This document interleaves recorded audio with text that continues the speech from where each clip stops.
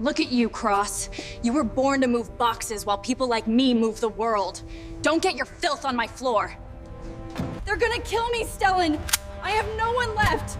If you get me out of this building, if you clear my name, I will marry you! In the cold, steel corridors of global intelligence, there is a wall built of glass and ego. On one side stands Seraphina Sterling, a shadow relegated to the grease and grit of the munitions basement. To Seraphina, he is a nameless servant, a man whose only value is the strength of his back. But in the world of intelligence, silence is the ultimate weapon, and Stellan Cross is a master of the quiet kill.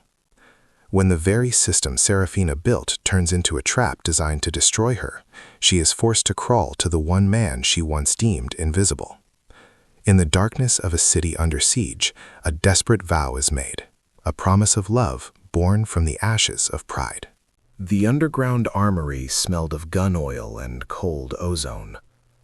Stellan Cross hauled a heavy metal crate onto the steel table with deceptive ease. His breathing was slow and rhythmic in the quiet space. He did not look up at the security cameras buzzing overhead. He was a ghost, inhabiting a world of shadows and steel. His navy blue coveralls were slick with engine grease and years of wear. A jagged scar caught the dim overhead light as he turned his head toward the door. He adjusted his heavy work gloves with a practiced, silent tug. Beneath the grime of the basement, his hazel eyes remained sharp and watchful. He was a man who had mastered the art of being invisible. The sharp click of designer heels echoed against the concrete floor like gunfire. Seraphina Sterling marched into the room, followed by a trail of suited officials. Her mahogany bob was perfectly sleek and did not move as she walked. Her emerald eyes scanned the racks of weapons for any sign of imperfection. She carried herself with the lethal grace of a high-level predator. She stopped in front of a pristine silver presentation case. Her gloved finger traced the edge of the polished chrome with clinical precision. Stellan stood at attention, his face a mask of perfect, obedient indifference. He knew the protocol for these high-level inspections. He was supposed to be nothing more than a piece of furniture.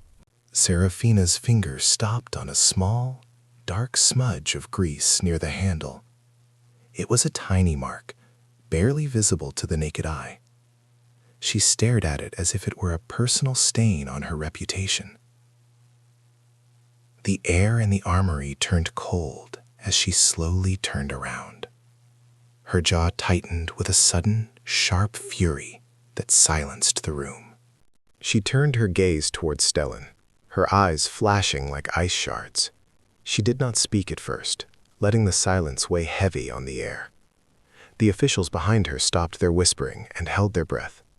Everyone waited for the storm to break over the lowly clerk.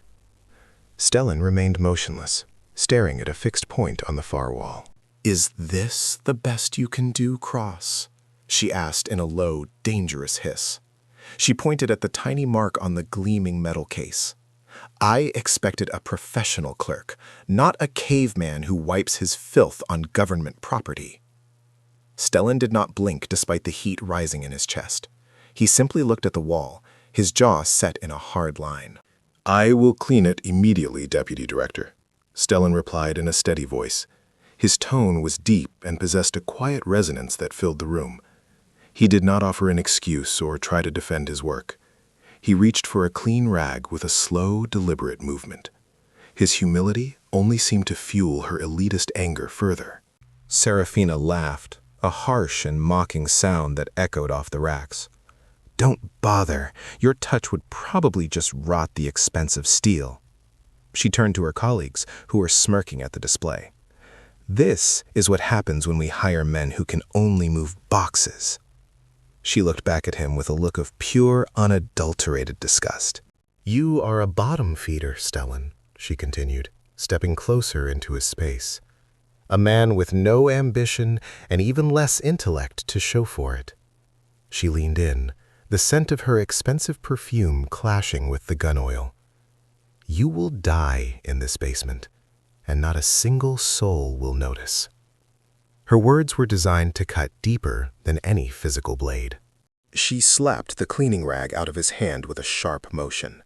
It fluttered to the dirty floor like a wounded bird. "Get out of my sight and report to the loading docks for manual labor." She turned her back on him before he could even offer a salute. Her dismissal was absolute, cruel, and meant to break his spirit. Suddenly, the red emergency lights began to pulse throughout the armory. A deafening siren tore through the silence, vibrating in the very floorboards. The heavy blast doors hissed shut with a violent metallic thud. Seraphina's tablet buzzed frantically, and her face went deathly pale as she read the screen. Panic surged through the armory as the monitors flashed red with the word treason. Seraphina stared at her own face on the screen with a bounty posted underneath. Her elite guards unholstered their weapons and pointed them directly at her heart. The men she had trusted her life with were now her potential executioners. She backed away until her heels hit the edge of the cold steel table. A hail of bullets shattered the silver presentation case she had just inspected moments before. Glass shards rained down like diamonds and cut into her expensive charcoal suit. She screamed and ducked behind a heavy metal crate for temporary cover. The officials who had followed her into the basement were nowhere to be seen.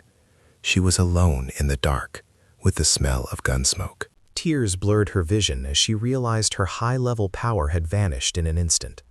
Her security clearance was dead, and her family name was being dragged through the mud. She huddled against the concrete floor while clutching her silk blouse with trembling fingers. The sound of heavy tactical boots approached her position with a terrifying rhythm. She closed her eyes and waited for the violent end of her life. A strong hand suddenly grabbed her shoulder and yanked her backward into the deep shadows. She tried to scream, but a gloved palm clamped firmly over her mouth to silence her. Stellan Cross looked down at her with a calm that was more frightening than the guards. He was not hiding or cowering like a lowly clerk should be doing. He held a tactical rifle like it was a natural part of his own body. He dragged her through a hidden service hatch just as a grenade detonated in the room. The blast wave shook the entire building, but Stellan did not even flinch at the noise. He pushed her into a narrow ventilation shaft and sealed the heavy door behind them. The silence in the small space was thick with the scent of his sweat and oil. Seraphina looked at him and saw a total stranger, wearing a very familiar face. "You are a ghost," she whispered, as her voice cracked with a wave of sheer terror. Stellan did not answer, and instead began checking the magazines on his tactical belt. He moved with a lethal efficiency that made her previous insults feel like a cruel joke. The way he handled the weapon told her everything she had been too blind to see. He was not a simple box mover, but a professional killer in deep disguise. Red emergency lights flickered in the shaft and cast long shadows across his jagged jawline scar. Footsteps thudded on the metal plating above them as the search party moved closer. Seraphina grabbed his grease-stained sleeve with her emerald eyes wide and pleading for mercy. She knew she had no right to ask for his help after her earlier words. He looked at her hand and then back at her face with empty eyes. "Stellan, please do not leave me to die here," she sobbed against his broad chest. "I have lost everything, and my own people are hunting me like a wild animal. I know I treated you like dirt, and I deserve your hatred for my pride." She felt the vibration of his steady heartbeat through his charcoal gray thermal shirt. He was the only solid thing left in her crumbling and treacherous world. Her desperation broke through her last remaining wall of ego and elite social status. "If you get me out of this building alive, I will marry you," she promised. "If you clear my name and protect my honor, I will leave this world behind. I will be yours and yours alone, no matter what the cost to my rank." It was a reckless and emotional vow, spoken in the shadow of certain death. Stellan stopped his movements and looked directly into her frantic and tear-streaked eyes. He did not laugh at her promise or mock her sudden change of heart. He reached out and wiped a smudge of black soot from her cheek with his thumb. "I do not want your money or your title, Seraphina," he said in a low growl. "I only want your word that you will never look down on a soul again." He stood up and kicked open a rusted panel that led to a secondary munitions cache. Inside were rows of black tactical gear and experimental weapons that did not exist in records. He stripped off his stained coveralls to reveal a body covered in old combat scars. He suited up in silence and transformed into the legend the agency had tried to erase. The clerk was gone, and the black tier asset had finally returned to the light. He handed her a small backup pistol and checked the laser sights on his primary rifle. "Stay behind me and do exactly what I say if you want to keep your promise." He stepped out into the hallway as the elevator doors hissed open to reveal assassins. Stellan did not hesitate and opened fire with a precision that turned the hall into a graveyard.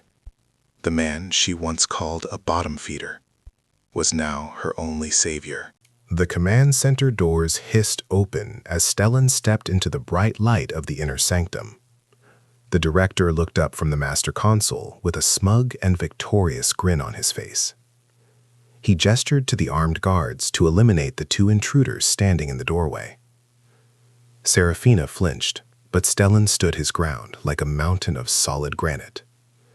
He didn't raise his weapon, but instead looked directly into the security cameras. "Is this the best the agency has to offer now?" Stellan asked in a voice that shook the room. The director laughed and pointed a shaking finger at Stellan's grease-stained thermal shirt. "You are a ghost who should have stayed in the basement with the rest of the trash."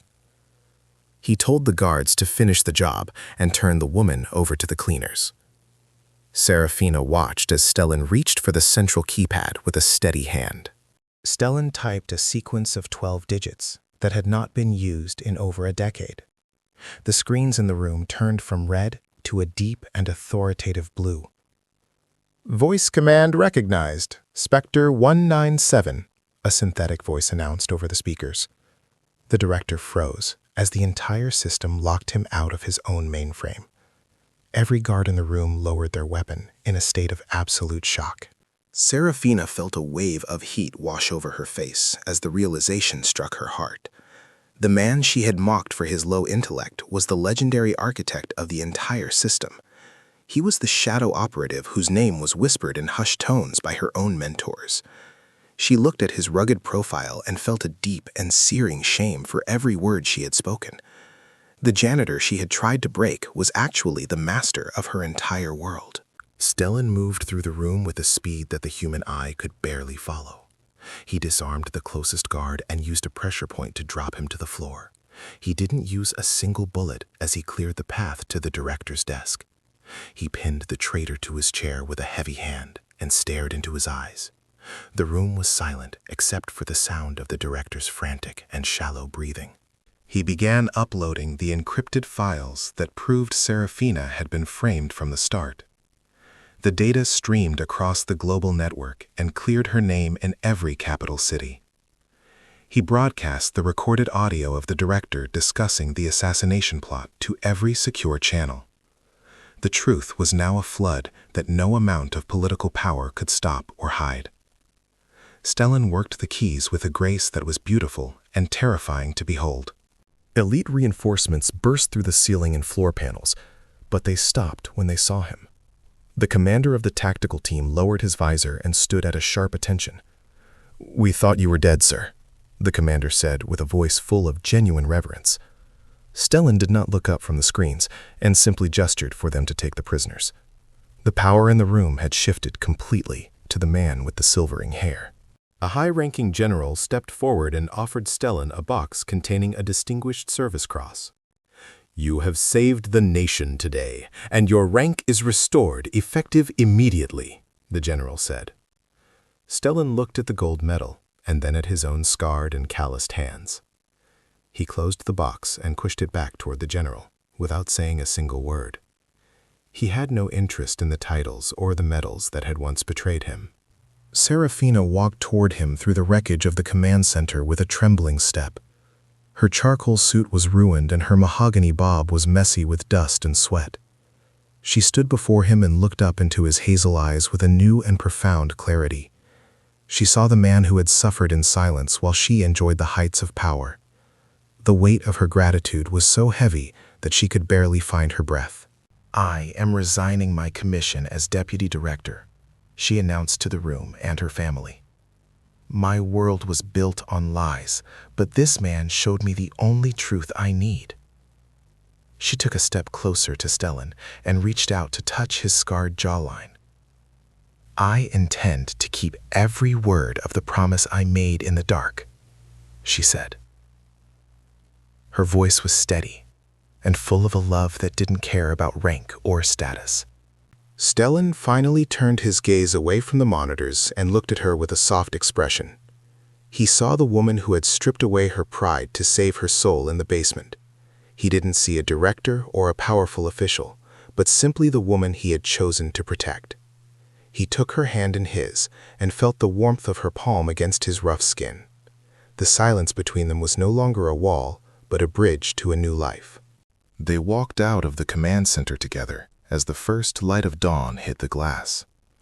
The soldiers stood aside to let them pass and saluted the man who refused to be a king. Stellan and Seraphina left the world of shadows and secrets behind them for the last time. They walked toward a future where rank was nothing and a promise was everything. Their journey had ended in the light, where love was finally the only command that mattered.